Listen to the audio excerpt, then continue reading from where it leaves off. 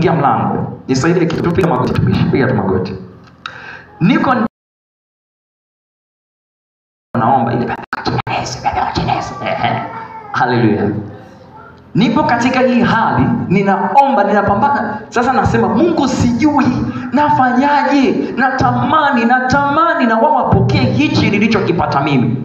Napambana, ghafla simama tena juu. Sasa futa picha. Mimi nipo katika hii hali ya kupiga magoti. Ghafla nimefumba macho, ninajiona nimesimama kama hivi alivyosimama. Mimi nimepiga magoti, si ndio? Nimefumba macho. Baba, kwa jina la Yesu, sijui nafanyaje. Maana najiona kutoka juu nimesimama tu hapo chapa. Umeona niliposimama hivi? Hivi utajisikiaje umepiga magoti, alafu unajikuta umeinuka, unafumbua macho, unajiangalia umepiga magoti? Wangapi watachekelea? Ninajiona nimepiga magoti.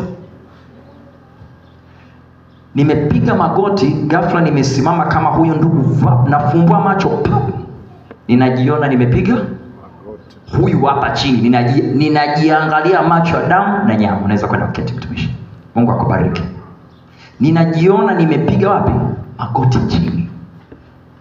Kwanza nafumbua macho, ninajiangalia, kimoyo changu kikafanya nikasema, ninaona nini? Hichi ninachokiangalia ni kitu gani? Huyo si mimi huyo. Jina la Bwana libarikiwe. Amen. Mungu ana njia zake na ana namna yake akitaka kuzungumza na kila mmoja wetu hapa. Ninaomba nitakacho kuwashuhudia na kuwapatia leo kikapata kuwafungua. Sasa wakati nimenyanyuka kwenye yale magoti, najishangaa, najiangalia, ghafla nikaanza kuona ninanyanyuka. Yaani kama hivi ninaanza kupanda juu taratibu hivi. Napanda. Miguu yangu inaacha chini. Najianza kuona nanyanyuka. Ninajiangalia, ninanyanyuka, ninapanda hivi. Hofu ikaanza kunikamata kwa kasi. Kinachotokea ni nini? Kinachotendeka ni kitu gani? Mbona sielewi? Nashangaa, nazidi kupanda juu. Umeona hivi hapo juu kwako hapo? Umeona hapo? Ghafla kwangu kuna ceiling board. Nikaona ghafla hili ceiling board kama hapa juu ninalifikia. Mara nashangaa ghafla ninalipita. Ceiling board inaipita, siigusi hivi. Inapita hivi ninaona inapita hii hapa, na iangalia hii hapa. Inapita. Ninapanda wapi? Napanda juu. Hofu inanikamata. Hichi kinachotokea ni kitu gani? Na weweseka, niko juu. Muda huo kale nazidi tu kuondoka. Lile naona dali hili hapa, bati naliona hili hapa, bati naona hili hapa linalivuka linashuka. Bati naliangalia hivi. Ghafla najiona niko juu ya nyumba. Ninaona watoto nje waliokuepo pale wanacheza. Ninaona ndugu zangu wako pale nje ambao wako busy na mambo yao. Ninaangalia hivi live. Mimi najiangalia, hichi kinatokea ni kitu gani? Ghafla nikaanza kuona speed yangu inapanda juu kasi. Ninazidi kwenda kwa haraka juu.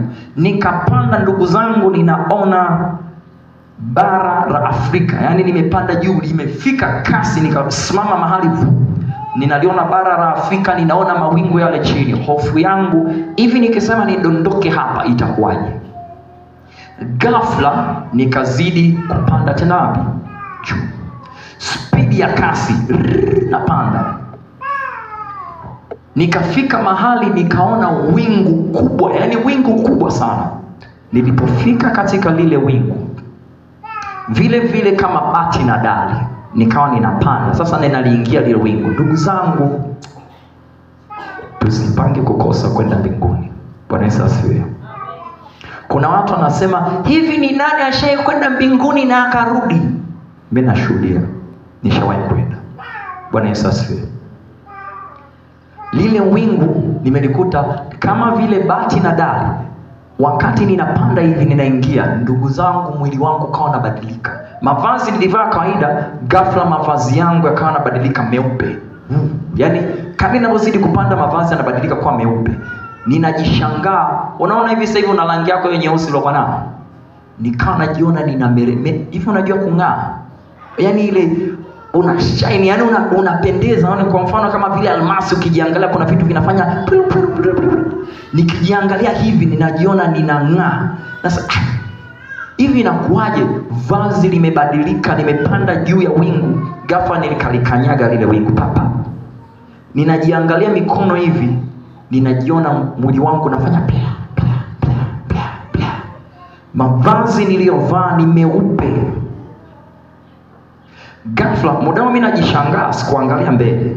Ninanyanyua kichwa changu, ninaona malaika wawili. Malaika wawili wamesimama upande wa kushoto. Mmoja kashikilia kitabu, wale malaika wawili. Mmoja kashikilia kitabu, anamuelekeza mwenzake. Wanaelekezana. Titi kana hivi. Sasa mimi naona wale malaika, nikaona lile geti, nikaona na ukuta. Ndugu zangu, unaambia tutakanyaga barabara za dhahabu. Ndugu za, yani getini tu, ukifika getini kabla hujaingia ndani, yani kwanza unapigwa na ile butwa kwa kile kitu utakachokiona, kiasi kwamba hutaelewa. Yani kuna kitu cha tofauti utakachokipata. Malaika wako pale, wao wako busy na mambo yao. Mimi ninashangaa sasa, ninaona ligeti dhahabu kubwa, lulu ziko pale, almasi, mavito ya njano, ninaona, yani ninaangalia kile kitu najiuliza, wapi nipo, sehemu gani, mbona sijielewi? Ghafla nikaona lile geti linafunguka. Geti linafunguka, nikaona wale malaika ghafla wote wakainama hivi. Sasa najiuliza, huyu nani anayefungua geti? Kwa nini wafanyaji wainame? Ghafla nikaanza kuona mwanga mkali unatoka mara pale kwenye geti. Ule mwanga mkali, sijaingia kwenye somo bado, na kushuhudia kitu ambacho nikiingia kwenye somo, hata nikizungumza chochote ujue ni nani anayezungumza. Yani ule mwanga wakati unatoka, mimi nikanashangaa, mwanga mkali unatokea wapi? Ghafla, ndugu zangu, kitabu cha Danieli kinasema Danieli alipokutana na malaika. Biblia inapata kusema Yohana alipoenda mbele za uwepo wa Mungu, alipogeuka alianguka kifudifudi, walijikuta wameanguka. Nilisimama hivi ninashangaa, mwanga vipi? Nikajikuta ghafla nimeanguka. Ndugu zangu Waislamu, tunajua wanafanyaje? Wanavyoabudu, si unajua? Nikajikuta kile ndio kilichonipata. Nikajikuta ghafla nimepiga magoti. Yani sio ile pale, hebu ngoja nipige magoti niende. Nikajikuta tu haraka sana. Yani kwa haraka nikajikuta tu nimepiga magoti, nikainama. Kuinama nikasikia miguu inanifuata. Kalata. Najiuliza, kwanza ni nani anayenifuata? Mbona sielewi? Miguu ikafika karibu na kichwa changu. Nikainua macho yangu, kuinua kichwa hivi, nikaweza kuona miguu. Ndugu zangu, kwenye ile miguu niliona matundu. Pale alipokanyaga damu inamwaga, yani damu inatapakaa. Yani mfano ukachinja kuku, ile damu inavyosambaa, mahala pale damu inasambaa. Mimi nikiangalia miguu yake ninaona mashimo mawili kwenye miguu yake. Sasa ninaangalia hivi, ndo naona kasa hichi ninachokiona ndicho au la, sielewi. Yani kwanza nimepigwa na butwaa kana kwamba ninachokizania, yani ule mwanga. Nikajikuta mwenyewe nikainamisha kichwa changu chini haraka. Wakati nimeinamisha kichwa chini, akanyosha mikono yake. Mimi si nimefanya hivi, akanyosha mikono yake chini ya macho yangu. Nikaona matundu mawili hapa, moja hapa na moja kwenye mkono mwingine. Akaniita jina langu, sijatambulisha jina langu. Akaniita, mimi naitwa Alan. Akaniambia, Alan, nenda kawaambie watu wangu ninarejea hivi karibuni. Akaniita mara ya pili, Alan, nenda kawaambie watu wangu ninarejea hivi karibuni. Akaniita mara ya tatu kwa msisitizo, Alan, nenda kawaambie watu wangu ninarejea hivi karibuni. Akatoa mikono yake, akanipa mgongo. Akawa anapiga hatua, anafuata geti. Kila hatua aliyoipiga alikuwa anaacha damu. Pale aliponiacha pale damu zimezagaa. Kila tu akipiga pap anaacha damu. Akaingia kwenye geti likajifunga, malaika wakasimama. Muda wote malaika walikuwa wameinama. Malaika wakasimama, wakanitazama. Ghafla nikajiona ninaanza kushuka kwenye lile wingu. Ninavyoshuka, yale mavazi yangu ya kidunia niliyovaa sasa ndio yakarejea. Ngozi yangu ikarejea, nikarudi tena kuwa vile vile nilivyokuwa. Ghafla nikajikuta niko pale chumbani nimepiga magoti. Bwana Yesu asifiwe. Ndugu zangu, sijasimama mahala hapa kuja kumfurahisha yeyote. Najua nitakachokizungumza hapa kuna vitu vitawaumiza. Kuna vitu vitawachoma. Lakini niko hapa kukuelekeza jirekebishe. Yesu Kristo anarejea. Yesu Kristo anarejea. Nilikuwa nazungumza na mchungaji asubuhi. Nisitanganye, nimetoka Morogoro na ujumbe mwingine. Nimefika hapo, nimelala. Nikaja kumwambia mchungaji kile Bwana alichonionyesha. Kitu ambacho napaswa nikiwasilisha hapa. Nilibidi nilie kwanza. Yaani nililia, kwanza nililia, nikalia kabisa, nikalia machozi, nikalia, Bwana, rehemu watoto wako. Baba wa rehemu watoto wako. Nikajikuta nimelia. Nikalia usiku ule, nikalala. Mchungaji ndo akaja kuniamsha. Ndugu zangu, Mungu anatumia watu kusema na watu. Usikute hutakipata nilichokipata mimi. Mimi nimepata neema. Usikute wewe hutakipata. Umeona mchungaji anasimama mahali hapa anafundisha. Sasa nyingine nyinyi mnamwangalia kwa sababu mnamuona labda mrefu, mwembamba. Mnamwangalia, mnamchukulia tu, mchungaji wetu kila siku tunamuona pale anakula ugali na sisi yuko hivi. Ndugu zangu, Mungu anasema na watu kupitia watu.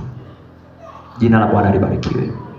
Nataka niingie katika vitu, ninyoke moja kwa moja.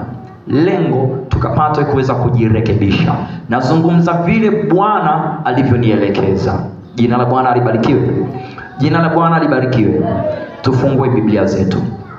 Twendeni kwenye kitabu kile cha Yohana, sura ya Yohana wa kwanza, sura ile ya 2, mstari wa 15 mpaka 17.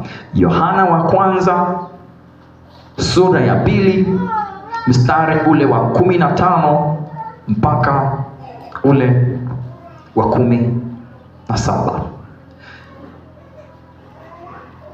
Yohana wa kwanza, sura ya 2, mstari wa 15 mpaka 17. Biblia inasema kama ifuatavyo. Msiipende dunia. Rudia pamoja na mimi hicho kipengele. Sema msiipende dunia, wala mambo yaliyomo katika dunia. Mtu akiipenda dunia, kumpenda Baba hakumo ndani yake. Maana kila kilichomo duniani, yaani tamaa ya mwili na tamaa ya macho na kiburi cha uzima, havitokani na Baba, bali vyatokana na dunia.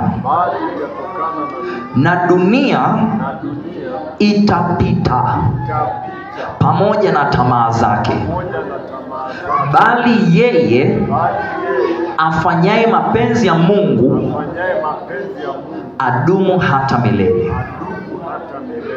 Tusimame juu. Simama tu juu. Simama juu wote. Simama juu. Fumba macho yako, weka mkono kichwani. Weka mkono kifuani. Fumba macho tu. Sema, Bwana Yesu, ninaomba unisaidie. Hii dunia umenileta wewe.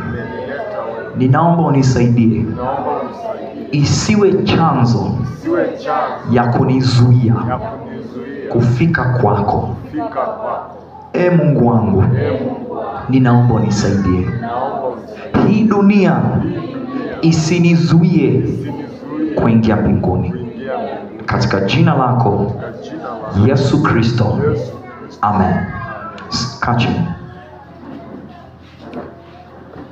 Nilipokuwa nimelala, Bwana Yesu alinionyesha kitu hichi hapa. Cha kwanza, alinionyesha watu wapo mbele ya TV. Wako mbele ya?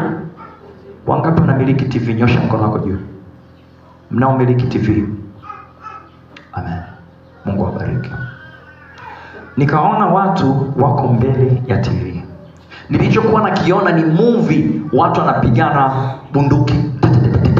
Bunduki zinapigwa. Watu wameganda wanaangalia, wako busy. Watu wakati wapo busy wanaangalia ile movie, wanaangalia kile kitu, nikaonyeshwa juu malaika wanashuka. Yesu anarudi. Yesu anarudi. Watu wako busy wanaangalia nini? TV. Wako busy wanaangalia nini? TV. Niseme hichi kitu. Kumiliki TV si dhambi. Kumiliki TV? Dhambi itakuwa ni namna unavyoitumia TV yako. Bwana Yesu asifiwe. Wangapi wanaenda kwenye vibanda vya TV? Wanaenda kuangalia TV labda kwa rafiki yako, kwa jamaa yako, unatoka kabisa unasema, ngoja niende kwa rafiki yangu nikaangalia mchezo. Wangapi wanafanya hivyo? Nyosha mkono wako juu kama unafanya hivyo. Okay. Shusha. Ipo hivi. Kuipenda dunia ni mojawapo ya kufanya vitu kama simu, kama TV kuwa kikwazo kuweza kumtafuta Mungu. Wakati leo hii wewe unakaa uko busy unaangalia TV, adui anachukua nafasi ile ile kunyonya kilichowekwa ndani yako. Bwana Yesu asifiwe. Twende kwenye Mathayo. Mathayo sura ile ya 6 mstari wa 22 mpaka 24. Mathayo sura ya 6 mstari wa 22 mpaka ule wa 24.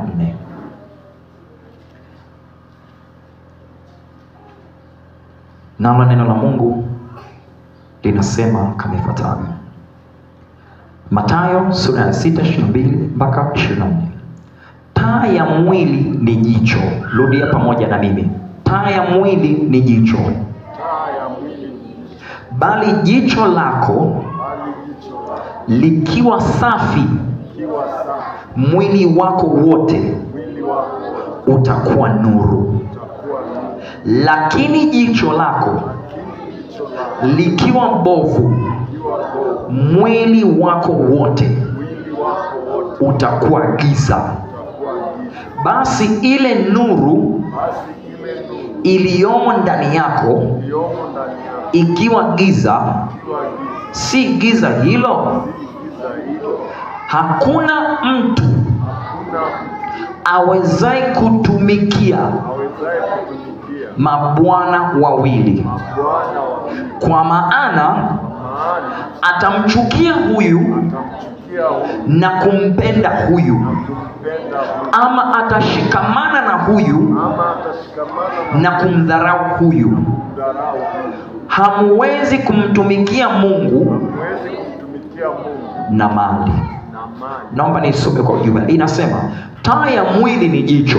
Basi jicho lako likiwa safi, mwili wako wote utakuwa nuru. Lakini jicho lako likiwa bovu, mwili wako wote utakuwa giza. Basi ikiwa nuru iliyomo ndani yako basi ile nuru iliyomo ndani yako ikiwa giza, si giza hilo, hakuna mtu awezaye kumtumikia mabwana mawili, kwa maana atamchukia huyu na kumpenda huyu, ama atashikamana na huyu na kumdharau huyu. Hamuwezi kumtumikia Mungu na mali. Bwana Yesu asifiwe. Baba yangu uliyetoka Chalizi, na kuomba mara moja.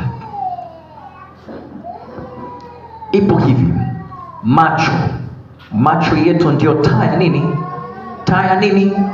Mbona kimya? Mwili panda tu juu, mchungaji wewe, usijali, panda tu. Mwili wetu unaongozwa na macho. Unaongozwa na macho. Mtumishi wa Mungu, Angalia bendera ya Tanzania kule. Umemwona ndugu yetu hapa sasa hivi alipo? Nyinyi mnaweza mkafanya chochote, huyu hataelewa kitu, hata fahamu kitu. Akili yake, fikra yake huyu ipo kwenye bendera ya nini? Kwenye bendera ya nini? Mmenyamaza kimya. Kwenye bendera ya geuka mtumishi. Nikikwambia mtumishi wa Mungu, tazama bendera ya Tanzania pasipo kugeuka, utaweza? Utaiwaza akilini mwako, lakini macho yako yako wapi? Jina la Bwana libarikiwe. Nadhani labda hamjanielewa. Iko hivi, mtumishi wa Mungu, geuka kule tena, angalia kule tena. Mnaangalia tamthilia, si ndio?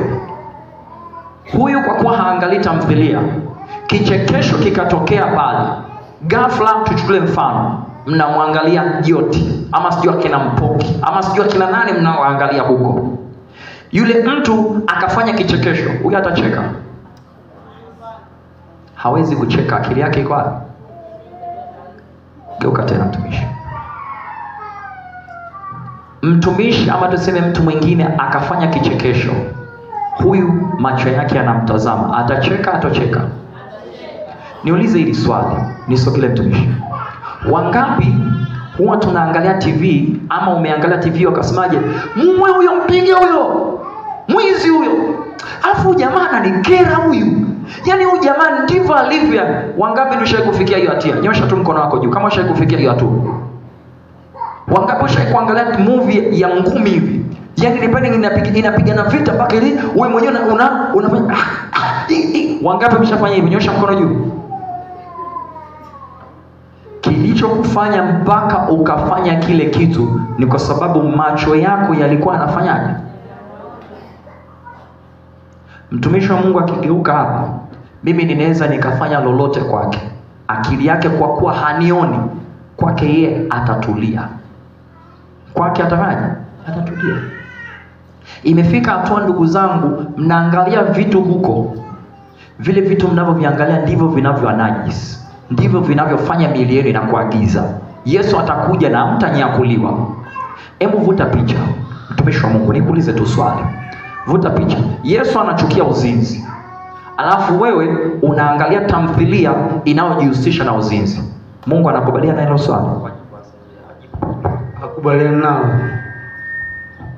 Bwana hato kubaliana nalo. Karibu kaketi mtumishi. Karibu. Uko pale, Bwana anachukia mavazi ya ajabu. Umekaa kabisa kwenye kiti chako kwa hiari, yaani mchungaji hajakushikia fimbo, mama hajakushikia fimbo, mume hajakushikia fimbo. Kaa hapa, angalia. Hiari yako mwenyewe umechukua remote ukafanya Azam 2, Star TV, Clouds TV, ETV, DJ Lifufu, mnamwita mwingine DJ Maki. Unawasha kwa hiari yako mwenyewe. Yaani unakaa pale kabisa. Unakaa pale kabisa. Watu wanauana. Mungu anapenda kuuana ndugu zangu. Kabisa wanakaa pale. Wanakaa wanafurahi. Jamaa anateketeza, huyu anapiga haya. Roho Mtakatifu yuko ndani yako.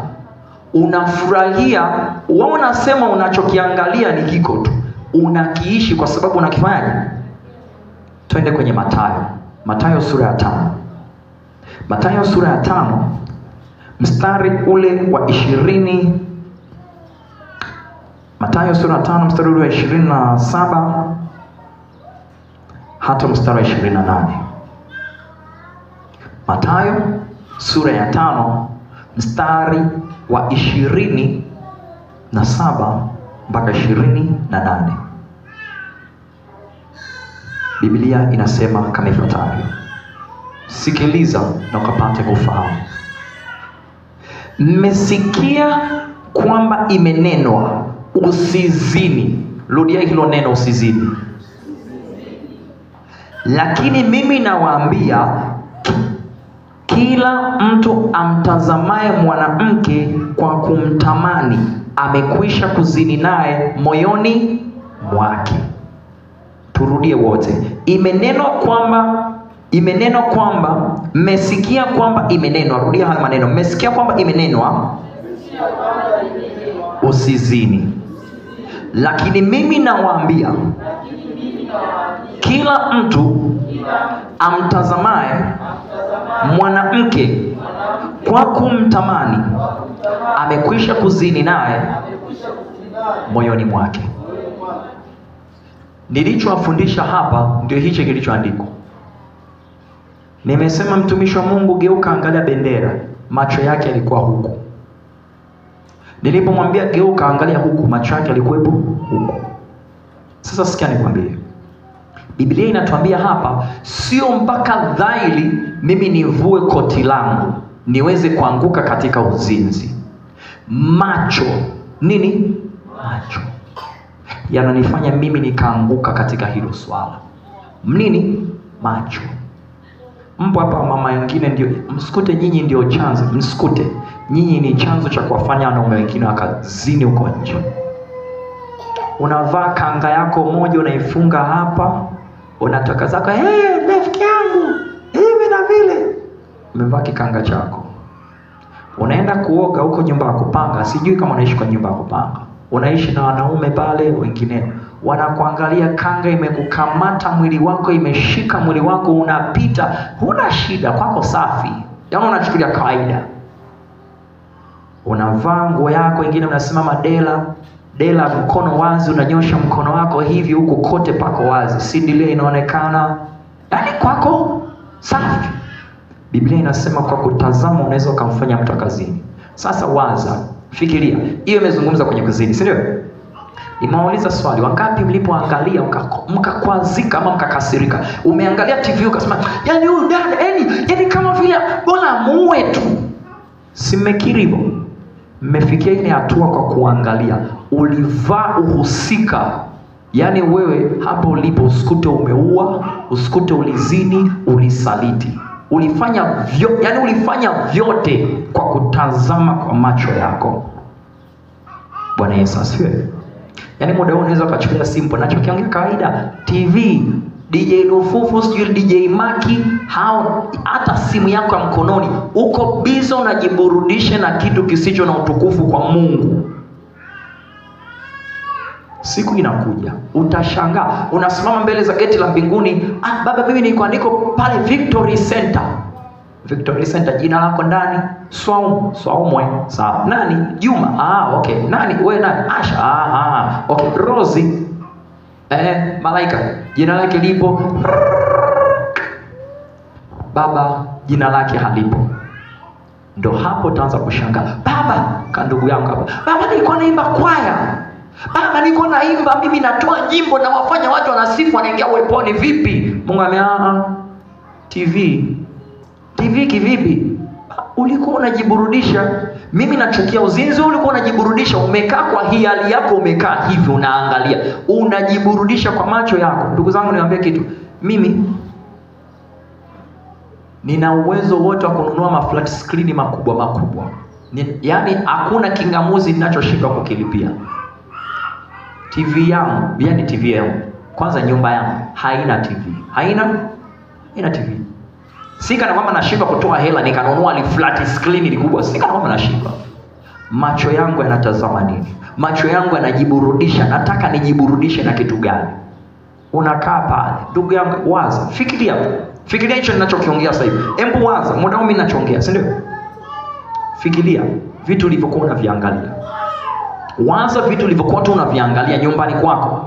Unakaa, watoto hawa watoto wajaje wenyewe, una watoto wako, umewakarisha watoto wako chini, mnaangalia wote kwa pamoja pale.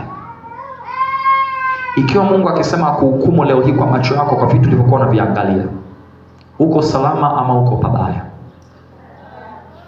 Tusimame juu. Simama tu. Fumba macho yako.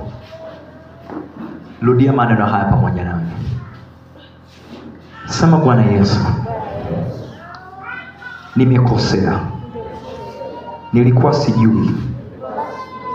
Macho yangu yametazama vitu visivyo sahihi. Nimejichafua kupitia macho yangu. Ninaomba sasa unisamehe, nitakase kwa damu yako, macho yangu uyasafishe. Nimefumba macho yangu ya rohoni kwa kutazama nisivyopaswa kutazama. Leo ninatubu, ninaomba unisamehe. Ninakuomba Mungu wangu, macho yangu ukayafumbue tena, nikaone ya rohoni. Ninakuomba unisaidie nirejee katika mapenzi yako. Ninaomba haya yote katika jina la Yesu. Amina. Keti. Unaweza ukawa naona, okay, hivi inakuwaje anatusimamisha?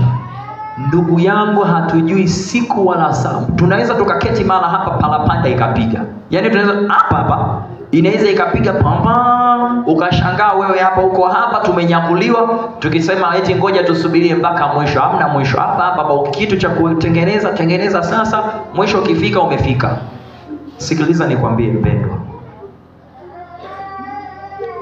macho yako yanapaswa kuwa chanzo cha kumtukuza Mungu. Mimi nimewambia mimi nilikuwa muhuni. Nizungumze vitu ambavyo nashuhudia mahali. Ndugu zangu, mimi nilikuwa siangalii ni mke wa nani, mtoto wa nani, sijui mwanafunzi, sijui ni nani. Leo hii ninasimama hapa, mimi ni ushuhuda tosha. Yesu anabadilisha. Nilikuwa na ule mtindo, nikimwona dada kavaa nguo imemkamata, ninamsindikiza kwa macho yangu. Sasa Mungu anaomba Bwana. Sikute mpo hapa mna tabia hivyo, vijana wenzangu, baba zangu. Hata msikute dada zangu, mama zangu. Namwona kijana, mwana baba pale ana kitambi chake, kavaa suti yake imekaa vizuri. Yaani huyu angekuwa mume wangu huyu. Macho. Bwana Yesu asifiwe. Wengine tunaanguka katika udunia wa ushabiki wa mpira. Wangapi wanashabikia mpira hapa? Nani timu Simba, timu Yanga hapa? Nani timu Tibu hapa? Wangapi wanaangalia mpira kwa moyo mweupe? Tunyoshe tu mkono. Wangapi wanaangalia mpira? Tupo. Watoto kiwalisia wamenyosha. Ndugu zangu, mimi nilikuwa na biashara zangu, nilikuwa nashika hela nyingi. Nilikuwa na mganga wangu mmoja ambaye nilikuwa namwendea. Yule mganga alikuwa ni kamati ya ufundi wa timu ya Yanga. Yaani Yanga wanamfuata, anawafanyia Alafu ndugu zangu, mpo hapa msikute wengine hamjanyosha tu mikono. Unafika pale, nani mnasema sijui kichuya, sijui nani mwingine, wakina nani? Nani wachezaji wengine mnaangalia mpira? Taja mchezaji. Nani? Kaka najua unajua. Taja mchezaji. Mnafanya ajue. Sijui Mokinyo. Cristiano Ronaldo. Pale inapofika hatua macho yako umeyaweka pale, ushajitengenezea sana. Unaposhangilia ile goli, umshangilia aliyefunga, unamshangilia yule mganga aliyefanya yale manyanga. Nakwambia ukweli, nawaambia ukweli ndugu zangu, mimi yule mganga alikuwa yuko wazi, kwa sababu mimi si mteja wake, ninampa hela nzuri. Na mimi ni kamati ya ufundi, mimi natengeneza vitu. Wale pale wananifuata mimi. Sasa hebu waza, mara ngapi umeshangilia huko Simba, Arsenal, Manchester, Liverpool, macho yakatumika. Umeingia katika kuabudu sanamu pasipo kuelewa. Watoto hapa wamenyosha mikono yao kwamba na wanaangalia. Hawa na watoto kina nani? Si watoto wenu ndani? Hawa watoto wametoka kwenye familia zisizojulikana. Si wote mnajua? Wanashuhudia. Biblia inasema mlee mtoto katika njia impasayo. Mama, utasimama siku ile mbele za Mungu, Mungu atakuhukumu. Muona mtoto, mfano mamangu yuko pale ananyonyesha, wala watoto wote, muona wote wazazi. Yaani kama una mtoto hapa, Biblia, Yesu akasema kwenye kitabu cha Mathayo 24, heri matumbo ambayo hayajazaa. Leo hii una mtoto, unamwacha mtoto wako anaangalia bongo movie, anaangalia singeli. Unamwacha mtoto wako kwenye TV umeilipia wewe, unatoa ruksa wewe, toka mwanangu nenda. Yaani wewe ndio unayeweka, unafanya chanzo cha kumfanya mtoto huyo Yesu akasema heri matumbo yaliyotasa. Hawa watoto hawa wote tutatoa hesabu. Baba, mama, una mtoto, utatoa hesabu. Umeruhusu mtoto wako akakae kwenda kuangalia TV, aangalie vitu visivyo na utukufu kwa Mungu. Mungu atakusimamisha. Naambia binti yangu, naam baba, ninakuja mbele zako mtakatifu. Nilikupa mtoto, ulimleaje? Baba, nilikuwa nampeleka kanisani kila Jumapili. Unashangaa screen nafunguka pale vup. Umekaa wewe unapika, umemwekea mtoto wako aangalie TV kule. DJ Lufufi pale, huyo anaua, kamkamata, ameshika. Vitoto vinacheka. Baba uko pale, mama uko pale, umeacha kabisa mtoto wako anaangalia pale.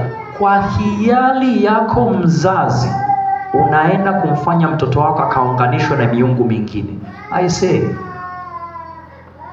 msiipende dunia wala vitu vilivyomo ndani ya dunia. Ukiipenda dunia, upendo wa Baba haumo ndani. Tukafungue kitabu kile cha Samueli wa pili.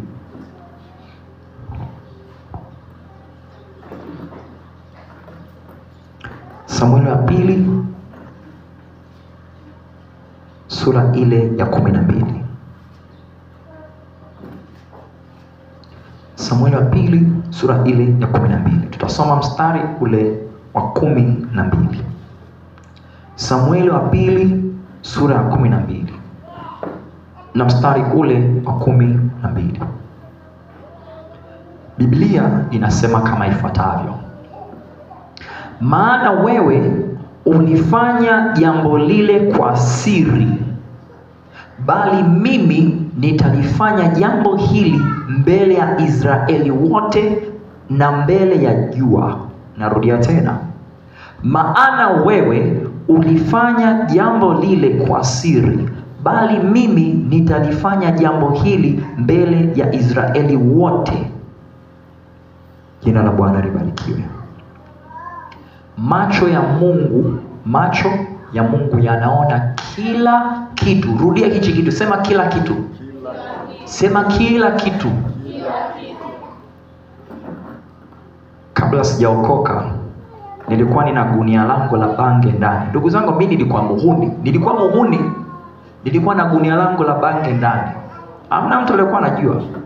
Wako nje huko, tunasema masela, ndugu zangu, ndio vijana. Masela, washikaji ndio walikuwa wanajua. Wanahitaji vitu, ndugu yangu, bwana, leo sina kitu nipasie. Mimi na kigunia changu naenda pale na nachukulia. Safi. Hakuna mtu aliyekuwa anaona. Mungu aliye mbinguni alikuwa anaona kile kitu. Kuna watu wengine mpo hapa, mnafanya vitu vyenu kwa siri. Mchungaji hawaoni. Mchungaji haoni. Usikute vijana wenzangu, kwa nizungumze tu kweli. Usikute vijana wenzangu au mabinti mko hapa. Biblia inasema kwamba msijihusisha na kitu kinachoitwa uzinzi. Usikute muda huu uko hapa, una boyfriend, una girlfriend. Unasema huyo ndio nitakayemuoa, alafu unajihusisha na hicho kitendo. Usitegemee ndugu yangu, Mungu aliye mbinguni anakuacha tu gari safi unaenda. Na vijana wenzangu hivi unawezaje? Na mimi ndugu zangu, toka 2018 nilipookoka, leo hii mpaka leo sijui mambo hayo. Unawezaje? Unaishije? Inakwaje? Nimeweka macho kwenye bendera ya Tanzania kwa lugha nyingine. Sijaweka macho kwenye vitu huku. Nimeweka macho kwenye bendera ya Tanzania. Kwa lugha nyingine, macho yangu yanamwangalia Yesu. Macho yangu yanamwangalia Yesu. Sikute huko hapa, una boyfriend wako na girlfriend wako, una nyumba ndogo yako, ama usikute una mbuzi wako, ama una mtu fulani hivi ambaye unazungumza naye usiku hivi na vile. Yaani muda huu unaweza ukachukua, mimi naongea kama vile sijielewi. Mimi nawasilisha neno la Mungu. utasimama mbele za Mungu, utatoa hesabu. Tutatoa hesabu ndugu zangu, tutatoa hesabu. Sasa waza, fikiria, unajihusisha na wizi, wewe uonekane. Mimi sikuoni, mchungaji hakuoni, hakuna mtu anayekuona hapa, ila Mungu anafanya, anayekuona. Unajihusisha katika masuala ya ushikaji ama masuala ya kihuni, mimi sikuoni. Unakutana pale na rafiki zako, ndugu yangu, tukiokoka tunabadilisha mpaka lugha. Oh mwanangu vipi? Shwari mwanangu, yani ile mama burudani. Wa Kristo hatuna hicho kitu. Wakina mama, shoga yangu nikupe ubuyu. Sisi hatuna hayo mambo. Hatuna hayo mambo. Sisi tumeitwa katika utakatifu. Utakatifu ndio tunapaswa kuishi. Sasa Bwana anakuambia yale unayofanya katika siri atayaweka wazi. Atayaweka wazi. Ndugu zangu, nilipanga nije niwafundishe vitu vingine tofauti kabisa. Nimekuwepo ndani pale nimelala, Bwana ndo kaniambia nije nizungumze na nyinyi. Mimi sijui mnajihusisha na nini, Bwana ndo anajua. Sijui anazungumza na nani muda huu, lakini Mungu anazungumza na wewe. Wewe unaona kwamba unafanya, Mungu hakuoni, kana kwamba sisi hatukuoni. Yuko Mungu anayekuangalia. Unakuja mahali hapa, hakuna Mungu kama wewe Yawe. Tunacheza wote tu, tunacheza msalimie, Bwana kanitendea, kanifanyia hivi. Safi. Mbona hiyo pumzi unayovuta muda huu? Mbona hiyo unaifanya? Umeona? Ngoja. Itasimama. Itakaposimama ndipo utakapojua vitu ambavyo leo hii unavyojihusisha navyo ndivyo vitakaosababisha ukaingia ama ukashinda kuingia.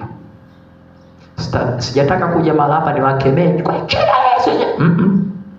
Niende kwa upole, nikitoka hapa mjue okay, mtumishi katuelewesha kistaarabu. Sitaki niwaite wazinzi nyinyi, mnaishiishi kwenye uzinga.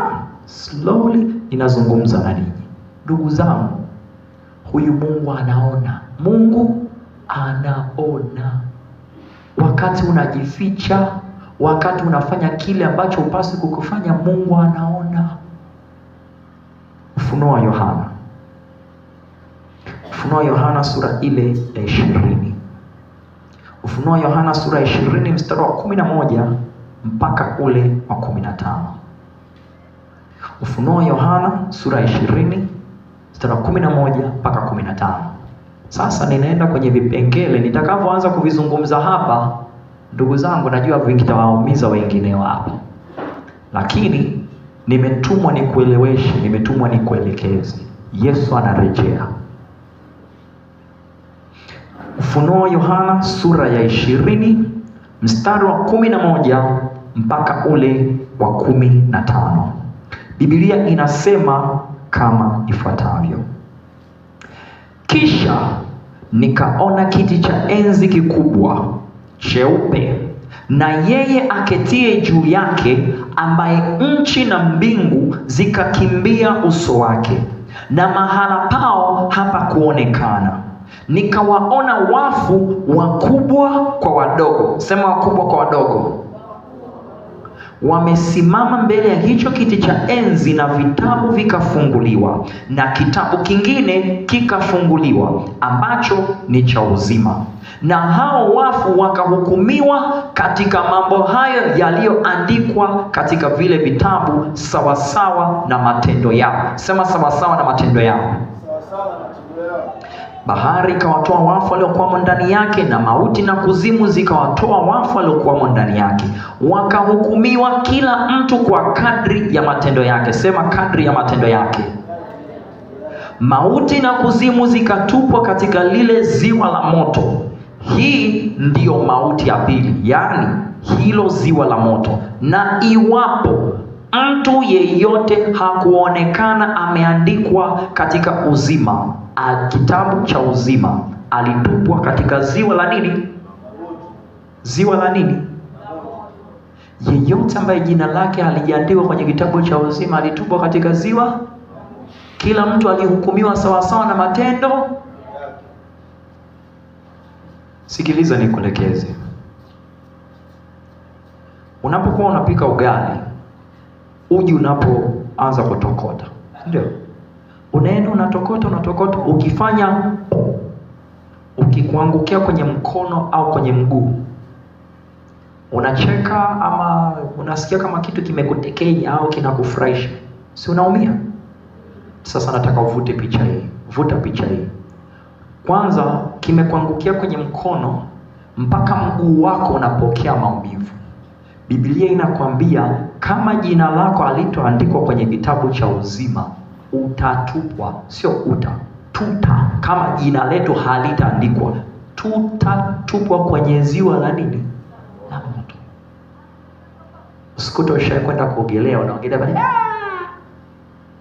siku ile, majira yale, utakapoambiwa jina lako halipo kwenye kitabu cha uzima, sababu ya mpira uliokuwa unashabikia, movie ulizokuwa unaangalia, muziki ya kisingeli, bongo flavor uliokuwa unasikiliza, kwa sababu ya uzinzi, kwa sababu ya matusi, kwa sababu ya hayo yote, siku ile ndio utakapojua, utakumbuka, mchungaji alikuwa ananifundisha, mchungaji alikuwa ananielekeza. Sasa pale unashangaa unabuluzwa. Mungu alinionyesha kidogo, sikuingia dhahiri kwenye moto, alinionyesha kidogo. Mimi Mungu amenifumbua macho yangu. Saa nyingine ananionyesha vitu, saa nyingine ninaona maono. Siku hiyo nilikuwa nimelala, nikaona kwanza pumzi ikaanza ndio maana anasema mbona hiyo pumzi muda unaivuta, si unaivuta kiurahisi. Siku ikifika, si ushai kusikia watu wakikata roho, wengine wanahangaika. Unadhani wanahangaikia nini? Unadhani kwamba wanahangaika tu kuvuta pumzi? Wanahangaika, wanajitahidi kuvuta, yani ile kupata nini? Pumzi unaivuta wewe muda. Wanahangaika, wanajaribu kuivuta. Ndio maana mtu anafanya, nikaa ninahangaika kuivuta, haipatikani. Mara ghafla nikasikia Bwana wewe. Nikajiona ninashuka tu kwenye shimo. Ninalia tu. Nikaona chini, ndugu zangu, tunasikiaga mapepo. Movie mnaangaliaga, si ndio? Hizo movie mnaangalia majini, sijui mnaotengenezewa, mnachukulia yani vile kawaida. Ndugu zangu, mapepo acheni.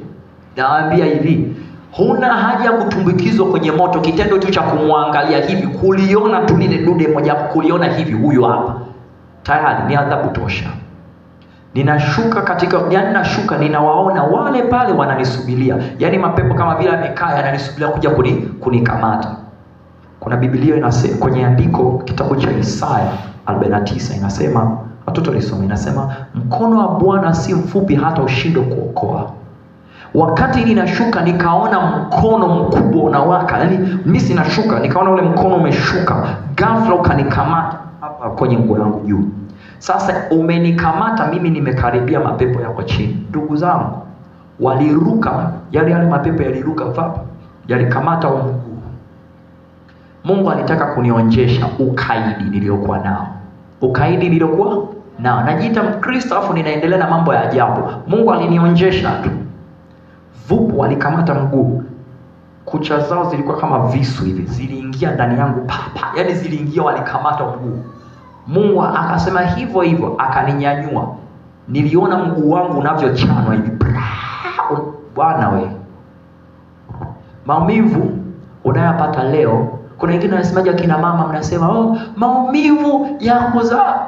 Nyie nawaambia hivi, epuka kuzimu. Geukia jirani yako, mwambie epuka kuzimu. Epuka. Kuna moto kule, kuna mapepo kule. Biblia inasema kwenye kitabu cha Marko, kuna funza yani hawafi. Alafu kuna moto usiozimika. Alafu plus kuna mapepo yanakusubiria kule. Wewe ndio ulikuwa unatukanyaga sisi kanisani. Tunavunja, tunabomoa, tunaharibu, tunateketeza. Na wewe ndio tulikuwa tunapotaka. Wanakupokea vizuri. Unajikuta unatukanyaga, unatubomoa, si ndio? Unapokuwa unajihusisha na uzinzi, ulikuwa unajichukulia sawa, si ndio? Safi. Biblia inasema, usichukie kijana mwenzangu. Biblia inasema kwamba msinyoe denge. Inasema usichonge pembe za ndevu zenu. Denge ni kitu ambacho leo hii kanisa tunaona watu wengi wanavifanya. Ni kunyoa mbele. Usichukulie vibaya kwa sababu umefika tupone wote. Kwa mfano vijana wenzangu hapa, hiyo ndio inaitwa nini? Denge. Unanyoa pembeni, unaacha nywele juu. Sasa waza, fikiria, wangapi wako makanisani leo hii, navunja, nabomoa, ninateketeza, alafu andiko linasema msinyoe denge. Siku ile shetani anafika pale na kufungulia andiko, wewe ngoja nikuonyeshe.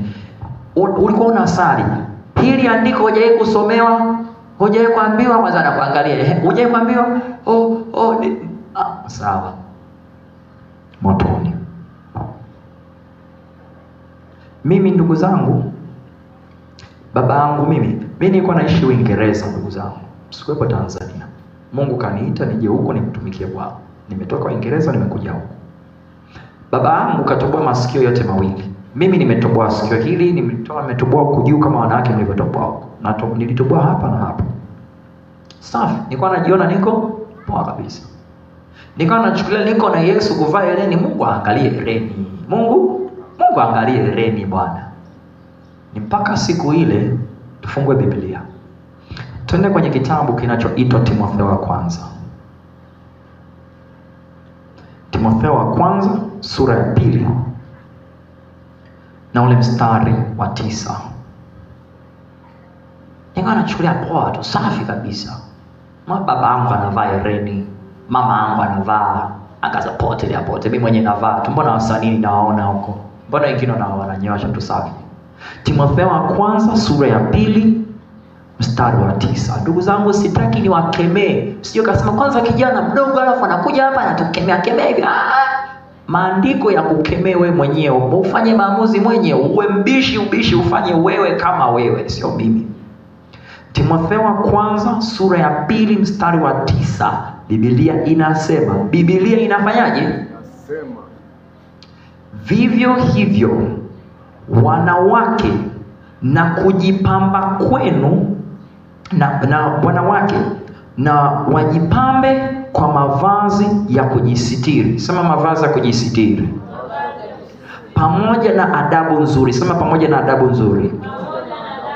Na moyo wa kiasi. Sikiliza haya makatazo. Siku ile utasimama mbele za Mungu na hivi vitu ndivyo vitakavyo kuzuia. Sio mimi. Mimi nasoma, mimi mjumbe, mchungaji mjumbe. Tumepewa ujumbe tunakuwasilisha wewe. Hivi. Sikiliza, inasema si kwa kusuka nini hapo? Hakika. Si kwa kusuka nywele. Ndugu yangu leo kwa na Biblia hapo katikati, ndugu yangu. Nimekosea, nimesoma vibaya. Imepatia. Hebu rudia tena, nasemaje? Si kwa kusuka nywele. Kuna mtu mwingine, dada yangu hapa ulikuwa mbele yangu, si kwa nini? Hebu rudia tena mstari. Hayo ni maneno yangu ndugu zangu. Twende kinachofuata. Si kwa kusuka nywele, wala kwa dhahabu na lulu, wala kwa dhahabu, wala kwa nguo za thamani. Umeona hilo andiko jinsi lilivyo? Nirudie tena, sikiliza. Vivyo hivyo wanawake na wajipambe kwa mavazi ya kujisitiri pamoja na adabu nzuri na moyo wa kiasi, si kwa kusuka nywele, wala kwa dhahabu na lulu, wala kwa nguo za thamani. Mmelisikia hilo andiko linavyosema, si ndio? Twende kwenye Petro wa kwanza. Petro wa kwanza sura ya 3. Petro wa kwanza sura ya 3. Petro wa kwanza sura ya 3 mstari wa 3 tutasoma.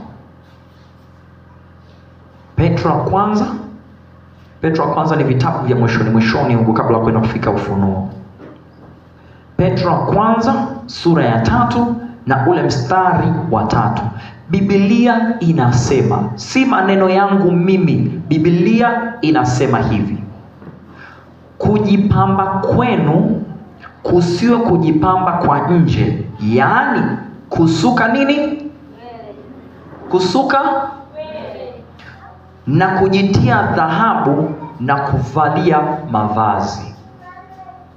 Andiko nililokusomea mwanzoni liliandikwa na mtume Paulo. Liliandikwa na nani? Hili limeandikwa na Petro.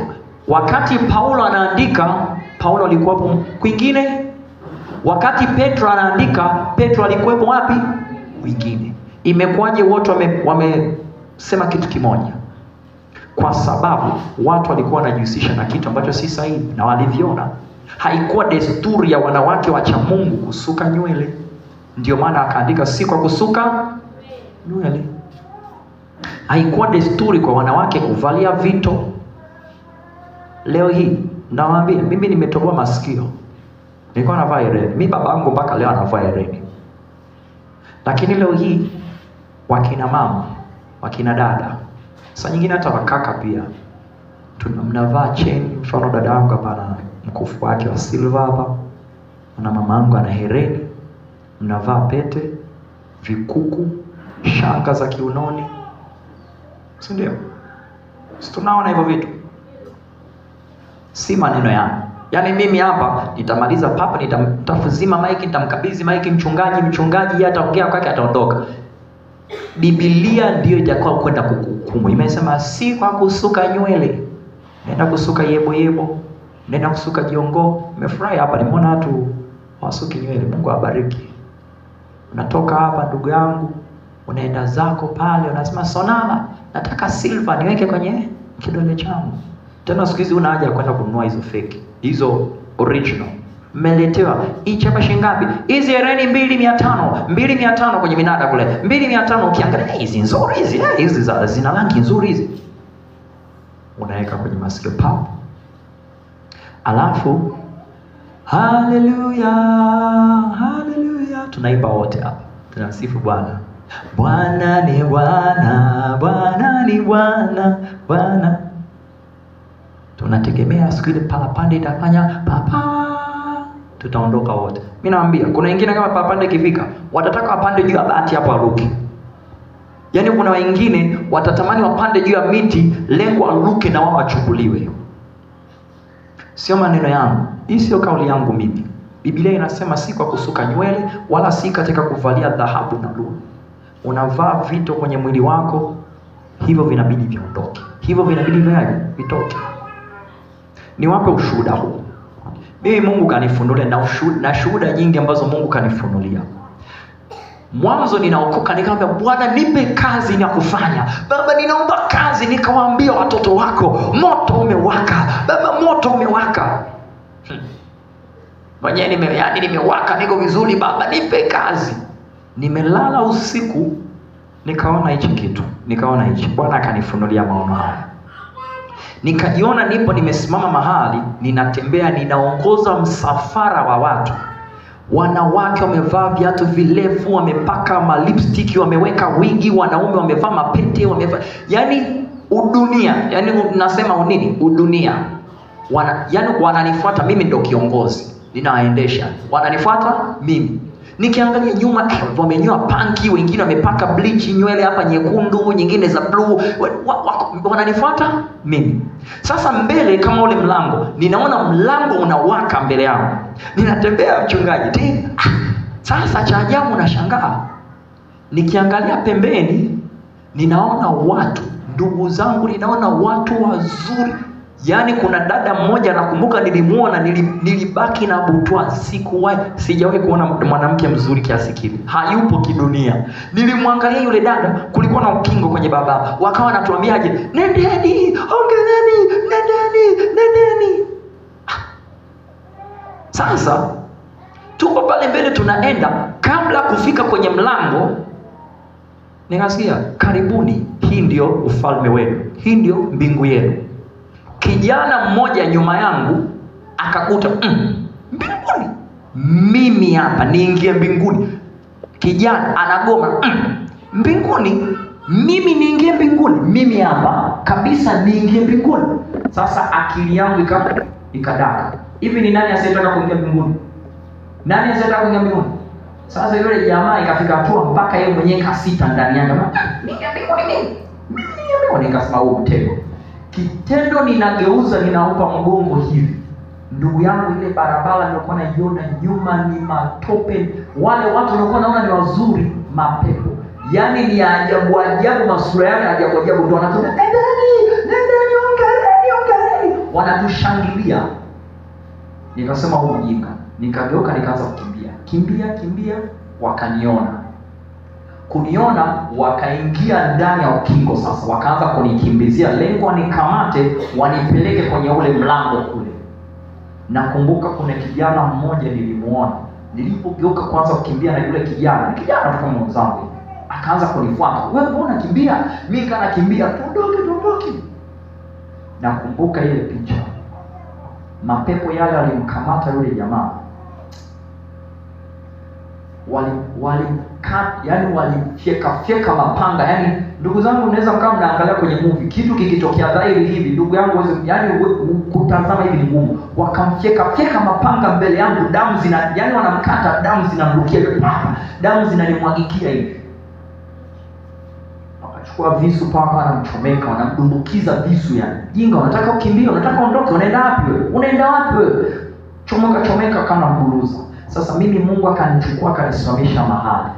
Yule kijana akawa ananiangalia, analia, kaka nisaidie. Wanamburuza, wanampeleka kwenye ule mlango unaowaka. Kaka nisaidie. Bwana ndo akanifunulia, akanionyesha kitu kimoja. Dada yangu, simama, njoo simama hapa mbele. Umeona dada alivyovaa hapo?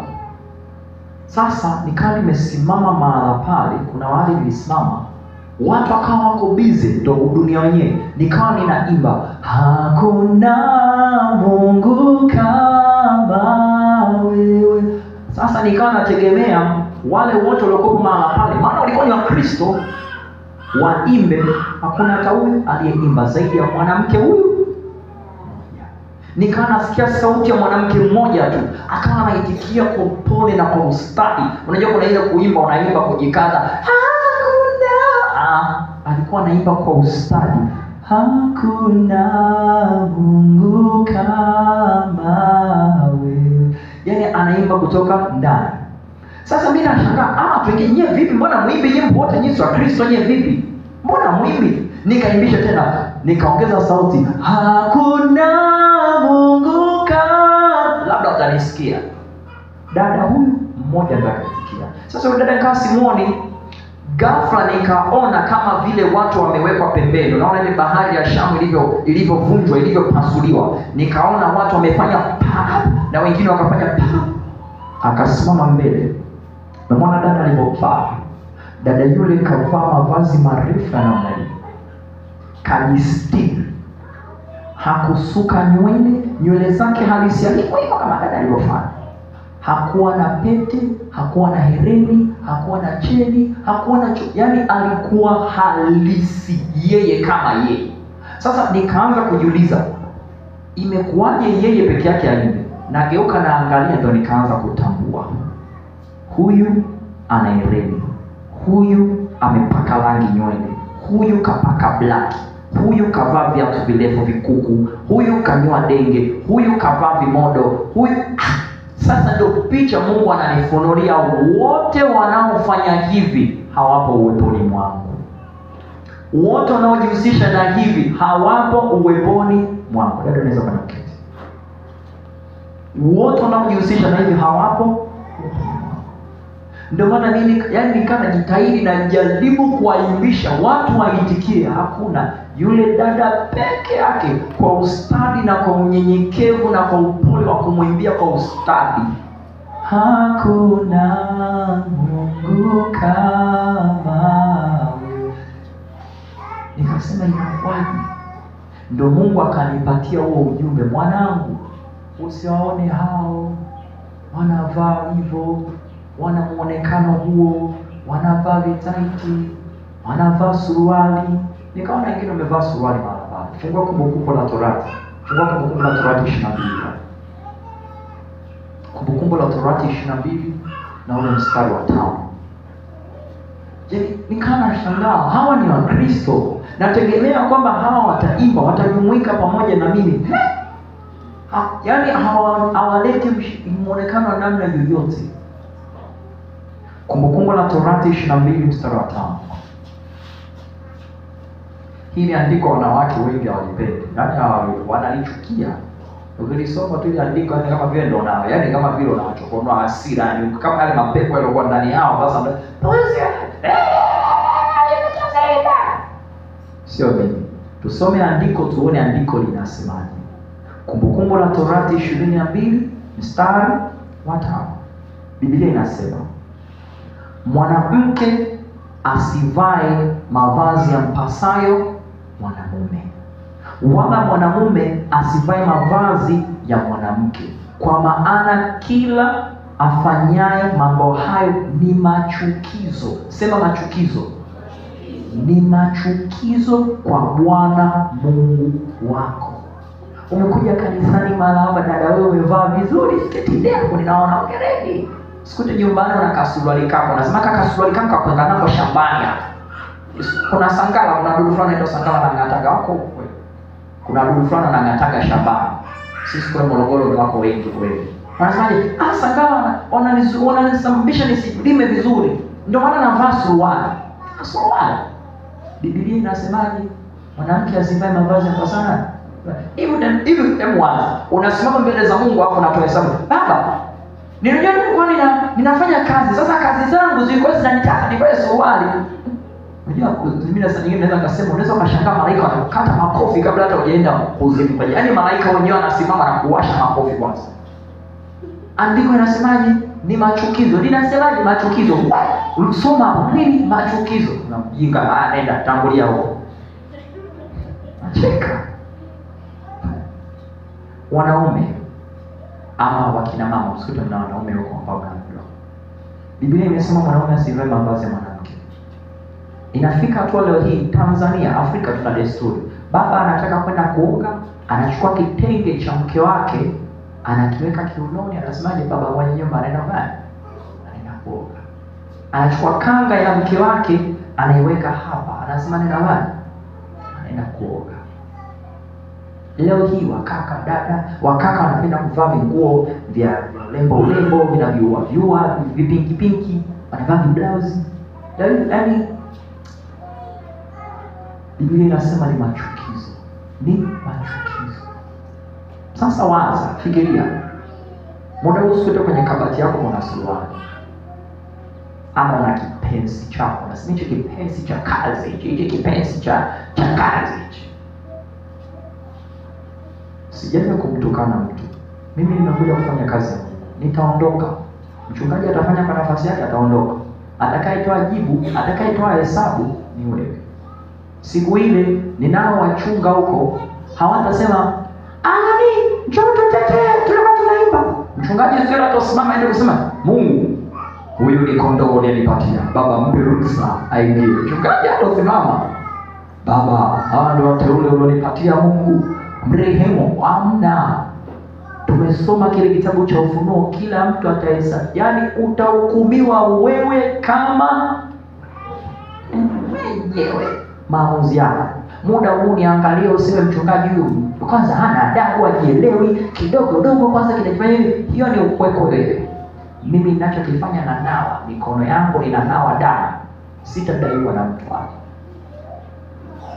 Bwana Yesu asifiwe.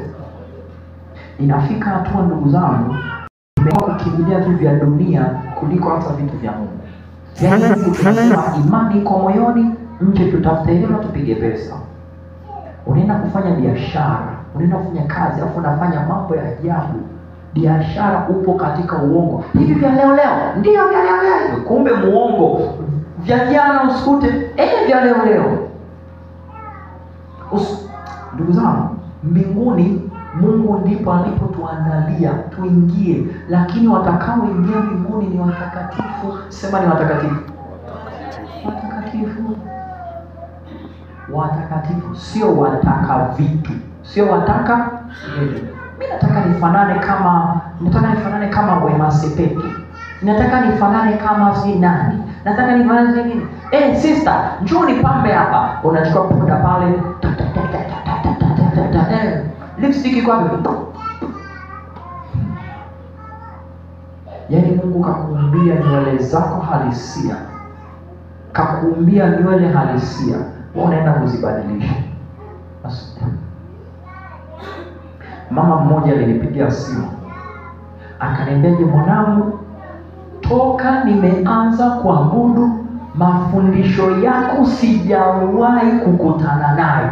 Lakini yani mimi nikitoa mafundisho, kwa mfano watu mnaotumiliki simu kubwa mkiangalia, mimi natoa na maandiko. Mimi nasema hiari kwako, kubali wewe, katai wewe. Maandiko nimekusomea, kama utakataa kataa wewe. Sasa amesema, mwanangu, sasa mimi nimetoka kupaka black, yani juzi tu, nywele zangu zote, na ni ndefu mwanangu, ni ndefu kweli. Sasa mwanangu, nifanyeje? Nikamwambia mfano mmoja, niwape na nyinyi pia mfano. Chukulia mfano, umesema kwamba umeacha kuvuta bangi ama umeacha kufanya wizi, si ndio? Polisi wakaja nyumbani kwako, akafungua mlango, akaingia ndani, wakakuta gunia la bangi. Watakuelewa kusema kwako eti mimi sivuti tena bangi? Watakuelewa? Hawezi wakakuelewa. Mzigo ule unao, kile kitu bado unacho.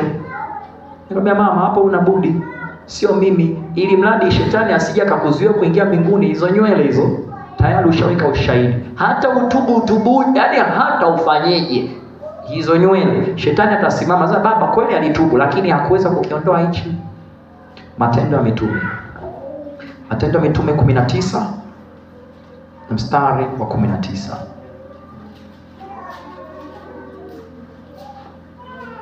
Matendo ya Mitume 19 na mstari ule wa 19.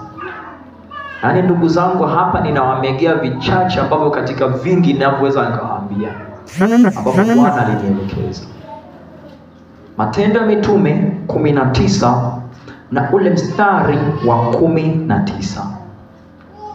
Ama tuseme tuanze mstari wa 18. Maana tukianza 18 ndio mtaweza kupata picha halisi imekuwaje mpaka wakaamua kufanya hivi. Matendo ya Mitume 19 mstari wa 18 mpaka 19 inasema, na wengi wa wale walioamini, sema walioamini, wakaja wakaungama wakidhihirisha matendo yao, na watu wengi katika wale waliotumia mambo ya uganga wakakusanya vitabu vyao, wakavichoma moto mbele ya watu wote. Wakavichoma moto mbele ya watu. Walipoamini walikusanya vitu vyao, wakasema hiki ndicho kinaweza kuwa chanzo cha kunizuia. Wakaenda wakavichoma moto. Sasa mama yangu, yani ni kama hivi, si ndio? Nimezungumzia suruali, si ndio? Yani utakuwa ni mtu ambaye unamtania Mungu. Baba, ninatubu leo, alafu karudi ile suruali ukaibakisha kwenye kabati yako. Ukasema, baba, Mungu wangu, ninatubu leo, ninaacha habari za kujihusisha na Ireni, Cheni, hivi kuku, alafu ukarudi nyumbani ukabaki navyo. Shetani atakuja, lazima ushahidi wangu huu hapa. Biblia. Twende kwenye Ufunuo Yohana tena. Ufunuo Yohana 12. Ufunuo Yohana 12. Tutasoma kuanzia ule mstari wa 10. Ufunuo Yohana 12 mstari ule wa 10. Ufunuo Yohana 12 mstari wa 10, Biblia inasema, nikasikia sauti kuu mbinguni ikisema, sasa kumekuwa wokovu na nguvu na ufalme wa Mungu wetu na mamlaka ya Kristo wake.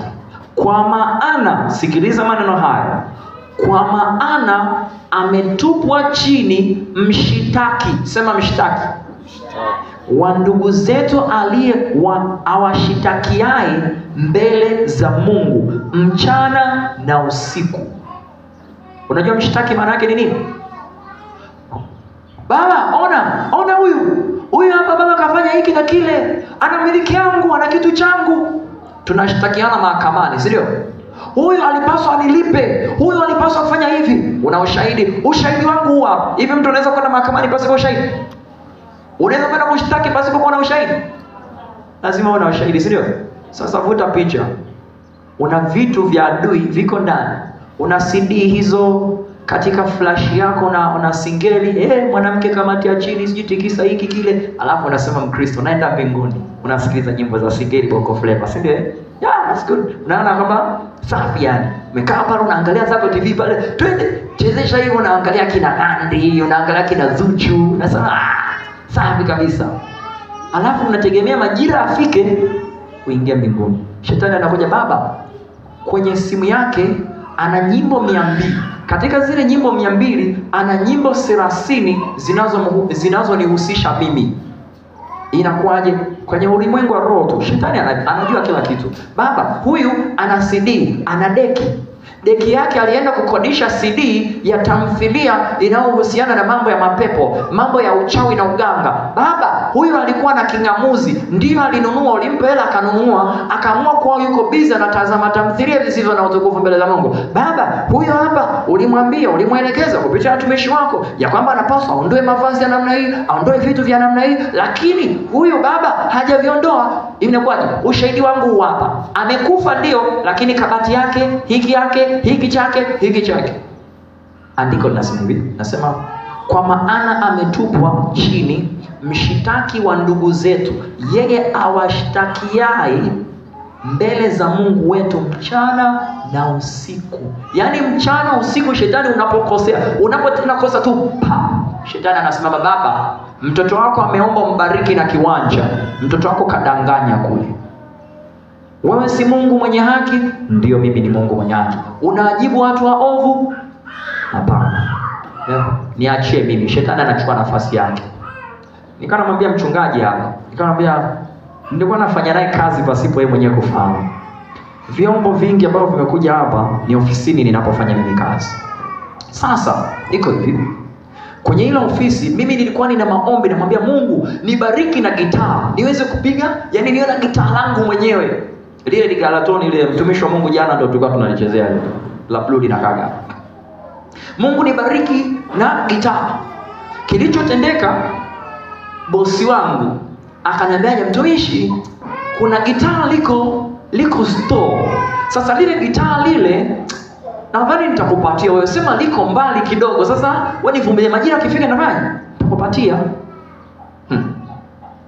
Mimi nilichokifanya nikaenda kuvunja andiko linalosema alaaniwe yeye amtegemee mwanadamu. Mimi nilianza kwa maombi, Baba kwa jina la Yesu ninaomba unibariki na gitaa mwanao. Niwezeshe Baba kwa ajili ya utukufu wako. Nitalipiga, nitakuimbia nyimbo za sifa. Watu watakuimbia. Nilivyoambiwa ya kwamba nitapewa gitaa, nikamwacha Mungu nikamkimbilia mwanadamu. Ndugu yangu, ulisema utanipa gitaa vipi? Tumishi subiri kidogo, usijali tu. Tumishi vipi? Mbona unaniambia unanipa gitaa? Iko wapi? Tumishi nimekwambia subiri. Nikamwacha Mungu nikaanza kumfuata nani? Shetani akachukua nafasi pale pale.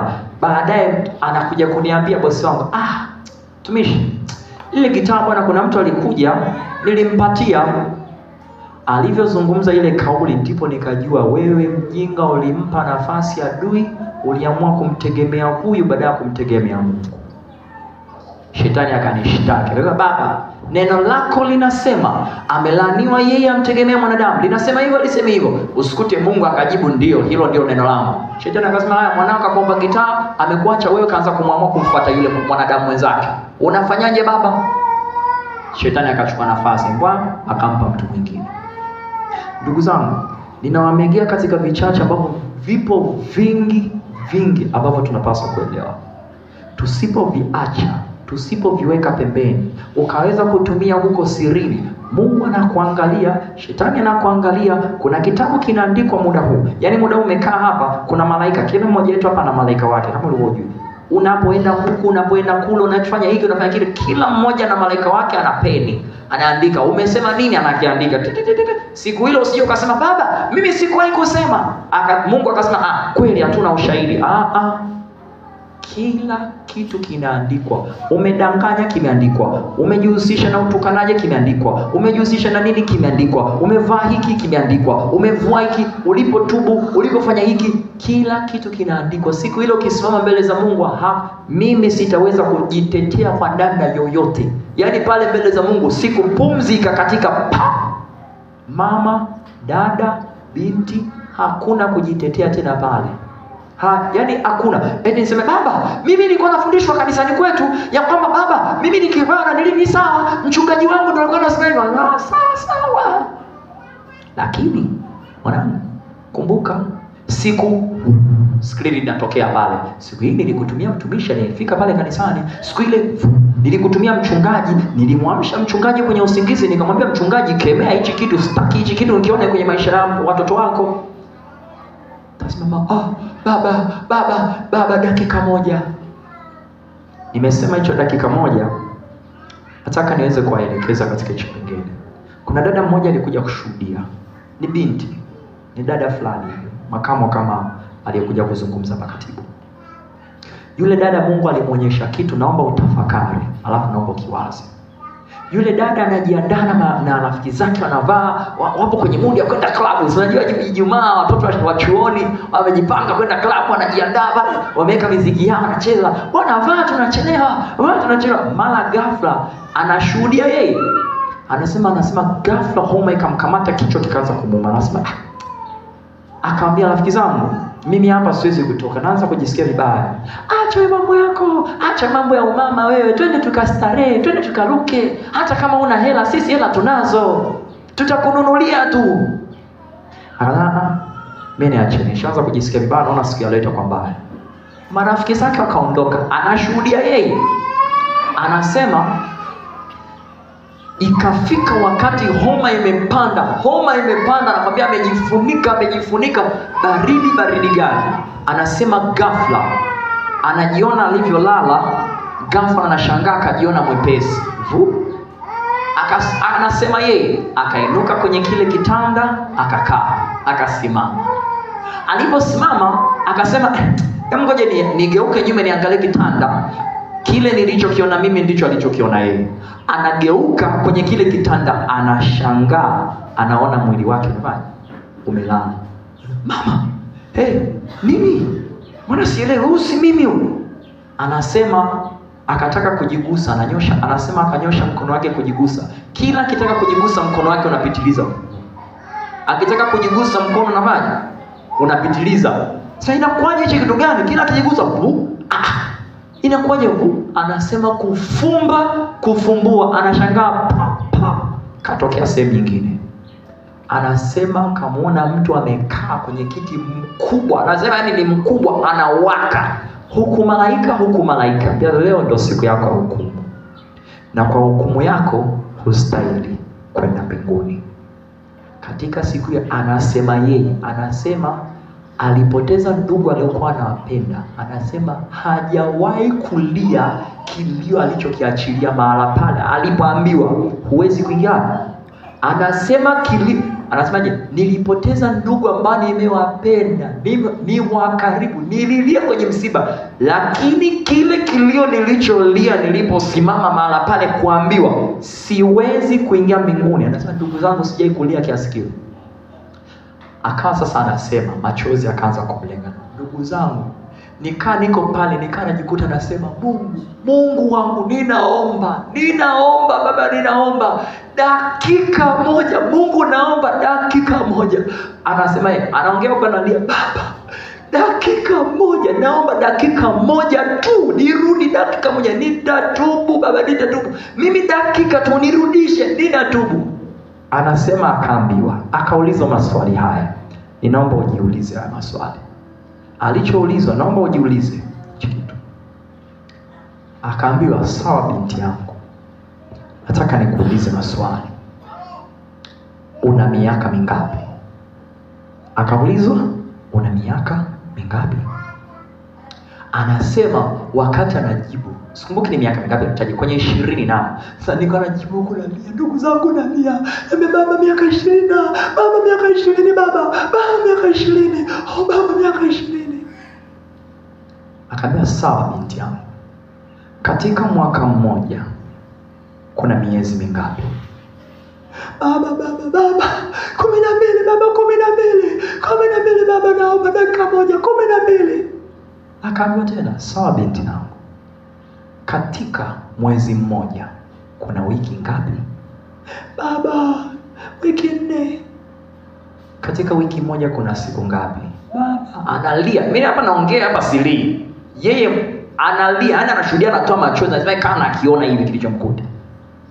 Sasa sawa mwana, katika siku moja kuna masaa mangapi? 24. Sawa binti yangu. Haya, katika dakika moja kuna sekunde ngapi? Baba 60. Anasema, ndugu zangu, niliulizwa kwa mara ya pili, una miaka mingapi?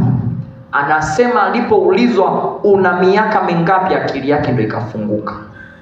Ametumia miaka yake yote, miezi yake yote, wiki zake zote, masaa na ile dakika aliyokuwa anaiomba wakati alipokuwa hai, hakuitumia kwa manufaa. Siku imefika, akasimama mbele za Mungu, sasa ndio analia. Anasema alishindwa tena, yani alishindwa kusema baba dakika moja. Akili yake ishafunguka, miaka yote ameitumia kufanya vitu vya ajabu. Anasema alibaki tu kuinama, machozi yanamtoka, hana la kusema. Atasemaje sasa? Haya, nirudi kwako baba, mama, una miaka mingapi? Wangapi tumewatanguliza makaburini? Wangapi wameumwa wakafa? Wakina mama wangapi walioenda leba hawakuweza kutoka? Wa baba na safari zetu za bodaboda na huko na kule, wangapi wamepata ajali za bodaboda wakafa? Imekuwaje mimi na leo, yani imekuwaje leo hii mimi, wewe, mimi na mchungaji na wengine wote, imekuwaje Mungu ameturuhusu tuwe hai mpaka leo? Umeweza kuelewa sababu ya Mungu kututunza? Mungu alipanga leo utoke ulipokuwepo ufike hapa, usikie haya ingawa ni machache, ukapate kujirekebisha. Siku ile utasimama, utakumbuka. Yaani yote kama mchungaji aliyosimama hapa kuhubiri, siku ile utakumbuka mchungaji alikuwa ananifundisha 1 2 3. Wainjilisti walikuwa wananifundisha 1 2 3. Nilisikia kwenye redio kuhusiana na 1 2 3. Lakini mimi kwa siku ile utajiita mjinga. Yaani utaweza kujitukana na kujitukana. Mimi mjinga, hivi nimeruhusuje? Leo hii ungeweza kubaki nyumbani, una kitanda chako, ungelala. Maana usingekuja. Leo hii usingekuja. Ungebaki nyumbani, ungebaki huko, ungekunywa chai yako, ungepika ugali wako, ungepika wali wako, lakini Mungu kasema hivi, toka huko, njoo hapa. Nimekuandalia neno, usikie, ubadilike. Usipobadilika, usije kanilaumu. Kwa sababu siku ile Mungu tutasimama mbele yake.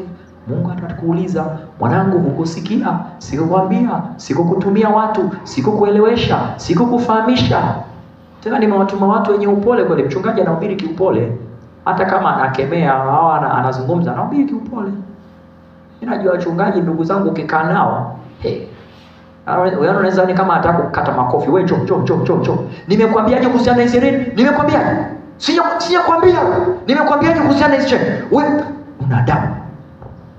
Sitaki mjinga wewe. Hivi wewe, hapa mchungaji mbona anaongea kistaarabu, mimi naongea tena kistaarabu.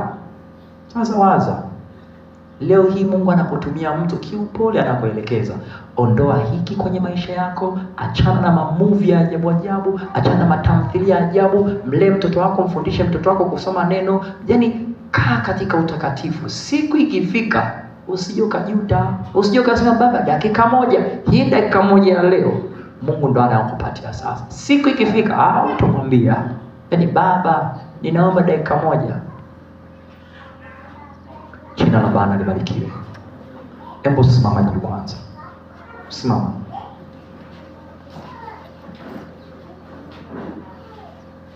Tunasema asante, tunasema asante, tunasema asante, ewe Mungu wetu. Tunasema asante, tunasema wetu. Sema na Bwana Mungu, mwambie Mungu asante kwa ajili ya kunibariki kusikia yale niliyosikia leo. Paza sauti yako.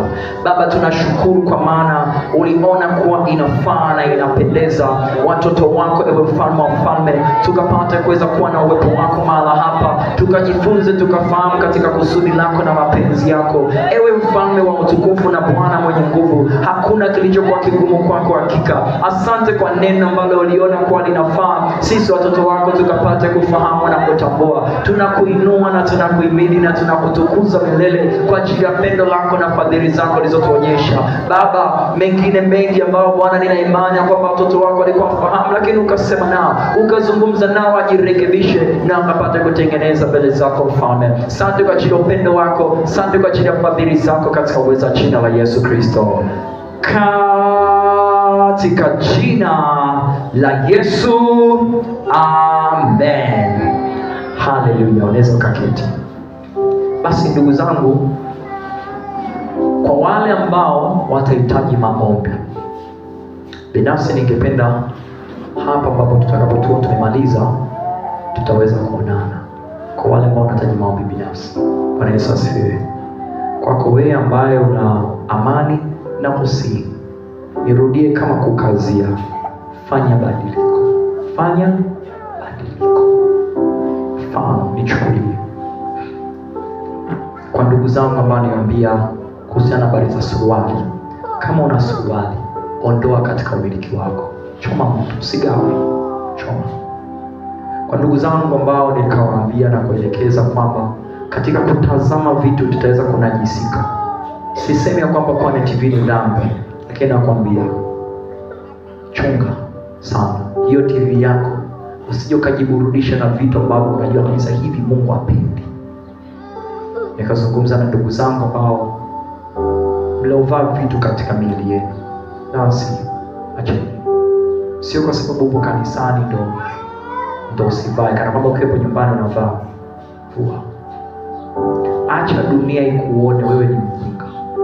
Ndugu zangu, mimi watu wakiniangalia wananishangaa sana kwa namna ninavyoishi. Nimeamua kuweka macho yangu kwa Yesu. Sijaamua kuweka macho yangu kwa binadamu. Siangalii wewe unaniwaziaje, siangalii nani ananitazamaje, naangalia neno. Yesu aniangalie vipi mimi. Sio nikasimama mbele yake siku ile anasema sawa, wanangu ulizunguka mikoani, uliwakemea, lakini wewe mwenyewe hiki hapa huwezi kuingia mbinguni. Kwani kusi nimezungumza mengi. Hayo sio kwangu, nimekusomea Biblia.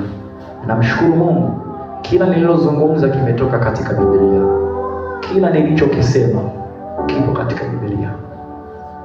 Pilato wakati analetea Yesu, nilimwambia mchungaji jana, Pilato akawaambia watu, kwani huyu kawafanyia nini? Kwa nini aangamizwe? Watu wakawabiza, asulubiwe, asulubiwe. Walikuwa hawataki ukweli, walikuwa hawamtaki Yesu, walitaka kuendelea na mambo yao, walikuwa wanataka kuelekea na kwao. Pilato alichokifanya akamwambiaje? Nileteeni maji.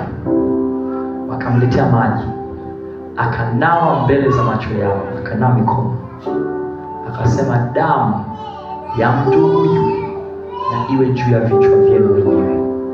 Mimi leo hii imeandikwa, malaika wanaosimama kwenye madhabahu hii, malaika wanaosimama na kuhudumia madhabahu hii, wote walioshuka waliokuwa hapa, hatuwaoni, wapo. Hamuoni kwa macho ya damu na nyama, wapo. Imeandikwa leo kwamba uliyefika ibadani ulisikia, kazi kwako. Mimi nanawa mikono, labda mchungaji anikaribishe siku nyingine, lakini kwa leo ninanawa mikono. Kazi ni kwako wewe na Yesu Kristo. Jina la Bwana libarikiwe. Amen. Tupige makofi Yesu Kristo. Amen. Shangilia Mungu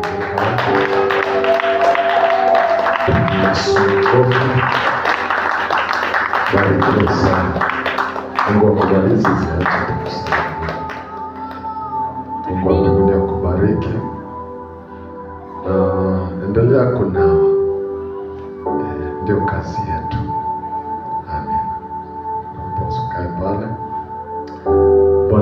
apewe sifa. Mwenye sikio na asikie. Ninachomshukuru Mungu ninachomshukuru Mungu ili neno lake likamilike, anatafuta na ushahidi na anatafuta mashahidi. Unapopelekwa mahakamani, huwa asikilizi shahidi huyu, watasimamishwa mashahidi. Mungu yeye ana ushahidi wake wa kwanza tu, yeye anamtegemea shahidi huyu, ili linamtosha Mungu. Sasa anawaongezea watu. Somo lina kichwa kinasemaje? Kichwa cha somo kinasemaje? Kwa hiyo Mungu hashuki kusema na watu, ila Mungu anashuka ndani ya mtu, alafu huyo mtu anayefanana na wewe aseme. Ndio maana Mungu aliacha enzi, akazaliwa kama mwanadamu, ni Yesu, akaishi duniani, akashinda dhambi ili asimame na wewe. Mwambie Mungu, mbona Yesu mbona hili kwaje? Anakuambia mbona mimi niliweza. Mungu wa mbinguni akubariki mtumishi wa Mungu. Nashukuru Mungu kwa sababu umeenda kwa muda mzuri na watu wangu hujawachosha, kwa sababu pia tumeanza mapema ili wafaidi. Na ninamshukuru Roho Mtakatifu kwa sababu amesema yale ambayo huwa pia anawafundisha na waelekeza. Na alichosema ndio msingi wa kanisa hili, na ndio msingi wa mchungaji Masai. Juzi nikamwambia ngoja watu Mungu aendelee kuwaleta watumishi, Mungu aendelee kusema na nyie kwa kupitia wengine. Wakati mwingine mnaweza mkasema Masai ni mkorofi, mchungaji Masai ndio tabia yake. Sasa mimi watumishi kama hao ndio type yangu, wanaolifuata neno la nani? Na tutaki, nimekwambia kama utaki haya maandiko, chukua Biblia yako, chana hilo andiko. Usivae mavazi yanayoendana na mwanaume, chana. Usisuke, chana. Usivae urembo, chana, ili uwe na Biblia yako mwenyewe. Lakini hili neno la nani? Na ndio tunalifuata. Kwa hiyo mimi namshukuru Mungu, ameendelea kulithibitisha neno lake. Kazi ni kwako, kazi ni kwako. Nikifikiria wakati mwingine naogopa, ni mambo ambayo ni magumu. Najua hivi vitu vitakosa watu, vitapungua, mtaendelea kupungua, kwa sababu dunia sasa na watu wa sasa wanapenda dunia kuliko nani? Juzi nilikuwa kwenye sherehe ya mtoto wa mchungaji wangu, nilikosa amani sana kwenye ukumbi wa sherehe. Nilishapanga nisiende tena kwenye sherehe za ukumbi. Hata ili kanisa nilishawatangazia kwamba sisi tukiwa na jambo letu tutalifanyia hapa, kwa sababu tunaenda kwenye ukumbi tumeokoka, lakini tutakutana na watu wa duniani. Nakuta mdada mmoja amevaa nguo huku kote kuko wazi. Huku sasa unaona vinyama vya huku, alafu ni mwanamke. Ni wanaume wangapi ambao wana macho ya kutazama na hawajaokoka, wamekufa kiroho ukumbini? Kwa macho yangu nimeona. Mtu ukimwambia iname hivi mwanamke, hebu niambie jiko la gesi uwashe njiti ya kiberiti, wakati jiko umewasha, nini kitatokea? Ndivyo mwili wa mwanaume ulivyo na mwili kwa mwanamke. Na ndio maana tumeonywa kwenye hicho kitabu cha atazamaye. Kwa hiyo macho yatakupeleka motoni. Sasa nakufundisha wewe usiwe sababu ya kumpeleka mtu wapi? Mlinde afe na dhambi zake. Mwanamke vaa vizuri, kijana wa kiume vaa vizuri. Dunia imejaa machafuko, lakini mwanaume Yesu anarudi. Kama hajarudi kesho, kifo kipo, utaenda kujibu nini? Bwana Yesu apewe sifa. Ni neno, sio maneno yetu.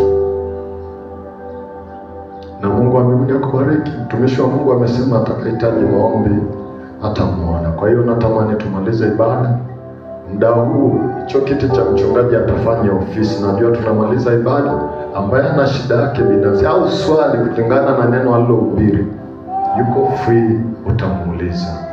Na ukitaka kurejea ya mafundisho, utafungua ukurasa wa kanisa wa Facebook, utakuta haya mahubiri yapo, utarejea tena kusikiliza, kwa sababu tulikuwa live. Na anapofundisha hapa, tunafundisha dunia nzima. Kama uko hapo umesikia, unajua dunia nzima. Kuna wakati nilifundisha kwenye Facebook, wachungaji wengi wakanifundisha, wasema hilo kanisa litakuwa na washirika. Ndugu yangu, Mungu ameniita mwenyewe, nimejenga mwenyewe, nimekuwekea kiti. Uje usije nishauri.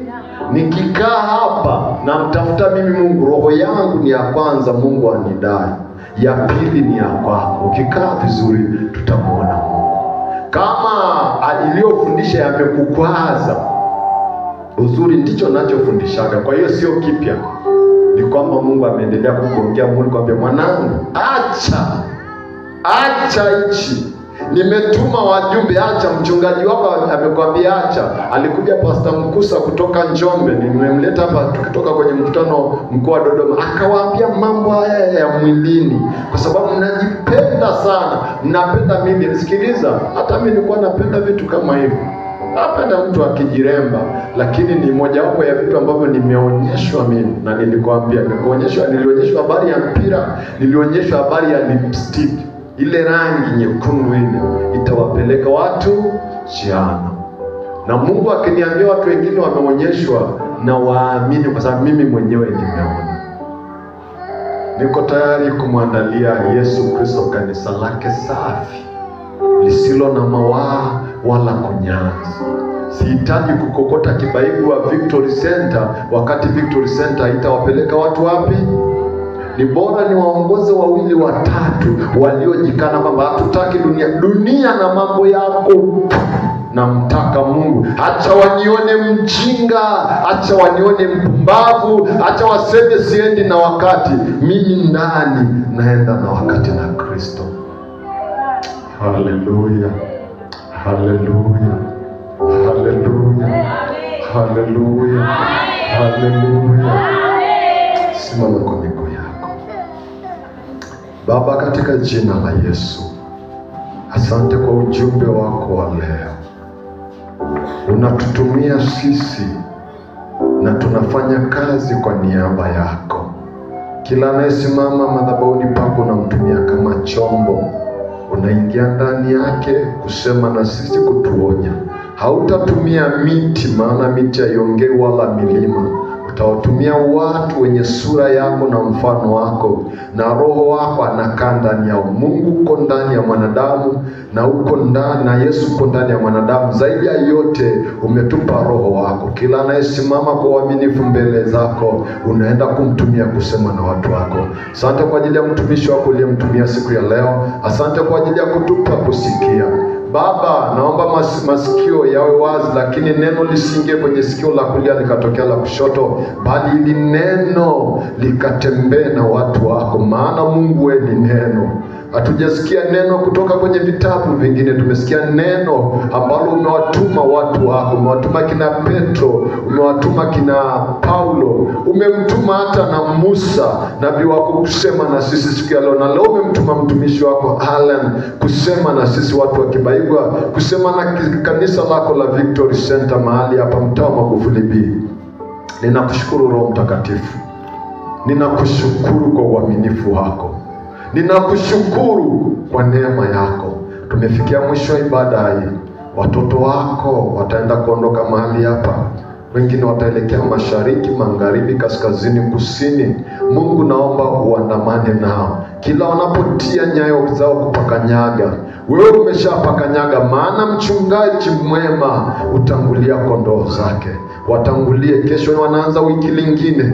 Wengine wanaenda kwenye kazi zao, kwenye biashara zao. Watoto wa shule wanaenda mashuleni. Ninaomba uwakumbuke, ninaomba uwatunze, ninaomba uwabariki. Wako ambao wiki wataingia kwenye maombi, simama nao Bwana. Kuna ibada za katikati ya wiki mpaka Jumapili, simama nao. Kuna maombi ya usiku kila siku saa 2. Wape watoto wako nafasi ya kuja imani pako na kutafuta uso wako. Chochote ambacho ambacho kinafanyika wiki hili. Simama nao, wakitokea watakaosafiri Baba, wakumbuke mahali popote watakapoenda, wakumbuke kuwalinda na kuwatunza. Damu yako inenayo mema ikanene mema juu yao, kupitia jina lako Yesu Kristo naomba nikushukuru, amen.